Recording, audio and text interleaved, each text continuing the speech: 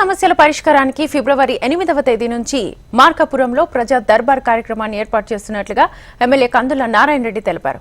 ప్రజా సమస్యల పరిష్కారానికై ప్రతి శనివారం ప్రజా దర్బార్ నిర్వహిస్తామని, చిన్న చిన్న విషయాలకు అమరావతి వరకు ప్రజలు వెళ్లకుండా ప్రజా దర్బార్ను వినియోగించుకోవాలని కోరారు.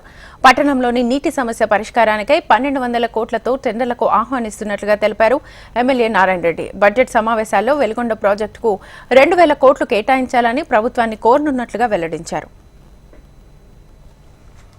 శనివారం నుంచి మార్కాపురంలో ప్రజా దర్బార్ కార్యక్రమాన్ని స్టార్ట్ చేస్తా ఉన్నాం.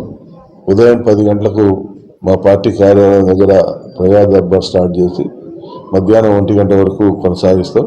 మన 4 మండలాలు అలాగే మున్సిపాలిటీల్లో ఉన్నటువంటి అధికారులందరూ కూడా ఇక్కడ అందుబాటులో ఉంటారు.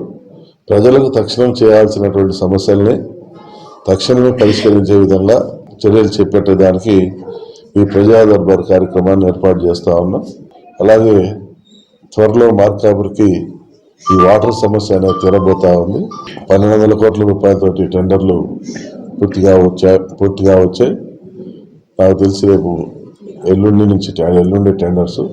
త్వరలో వాటర్ సమస్య అనేది తీరుతుందని ఈ నెల 24వ తారీఖున బడ్జెట్ సమావేశాలు ఉన్నాయి కాబట్టి వెలుగొండ ప్రాజెక్టుకు 2000 కోట్లు కేటాయించే విధంగా మేమందరం అధికారుల మా నాయకుల్ని ఒప్పిస్తామని, మార్కాపురం అతి త్వరలో జిల్లా అవుతుందని చెప్పి రాత్రి మాకు మన మున్సిపల్ శాఖ మంత్రి వారిలు కూడా మాటిచ్చారు.